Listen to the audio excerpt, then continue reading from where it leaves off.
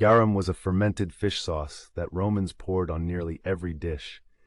Made from fish intestines mixed with salt and herbs, it was left to ferment in the sun for months. The liquid was then drained and used as a seasoning. Though it had an intense, fishy odor, it was prized for its rich umami flavor and was a staple in Roman cuisine, much like soy sauce in East Asia today.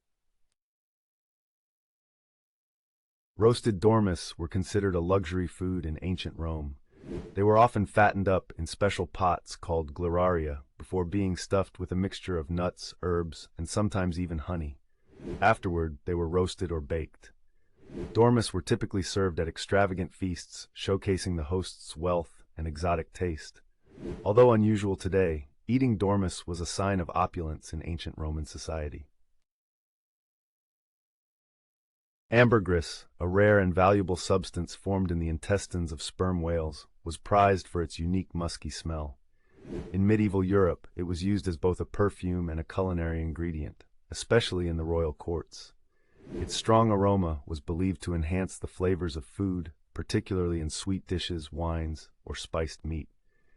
Though its origin from whale digestive tracts was known, ambergris remained a luxury for the elite due to its rarity. Blood pudding, or blood sausage, has been a staple in many cultures, including in Europe, Asia, and Africa. The dish is made by mixing fresh animal blood, usually from pigs or cows, with grains, like oats or barley, and seasoning it with herbs and spices. The mixture is then stuffed into casings and boiled or fried. Blood pudding was valued for its high protein and iron content, providing a nutritious meal from an otherwise discarded part of the animal. During the Middle Ages, the Catholic Church considered beavers fish because they lived in water, allowing them to be eaten during Lent when meat was forbidden.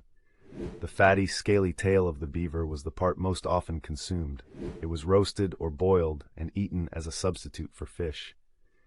In regions where fish was scarce, this practice provided an alternative protein source during religious fasting periods, demonstrating how creative food practices developed within religious rules. The idea of 4 and 20 blackbirds baked in a pie, as mentioned in the nursery rhyme, was based on real Renaissance-era banquet practices.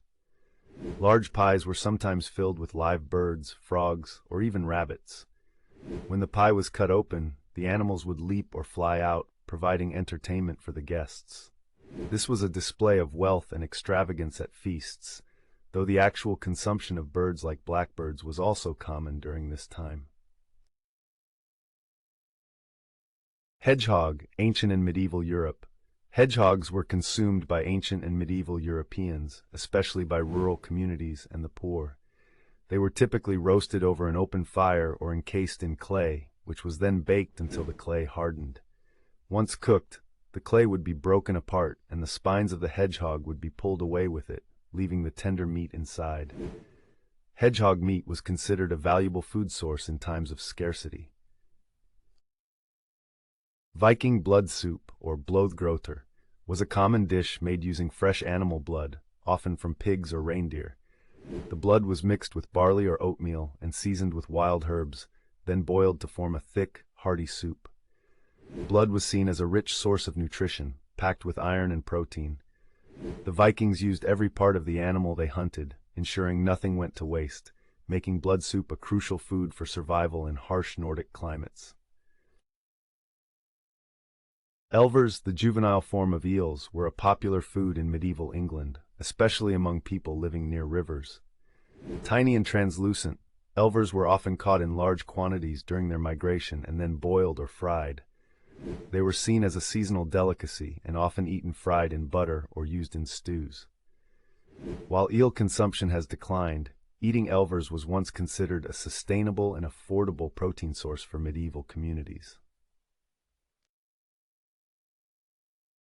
Calf's foot jelly was made by boiling the feet of calves to extract gelatin, which was then strained and flavored with citrus juice, sugar, and sometimes wine or brandy.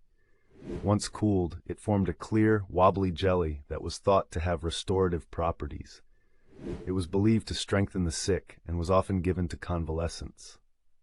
Calf's foot jelly was a popular dish among the upper classes in Europe and featured in 18th and 19th century cookbooks.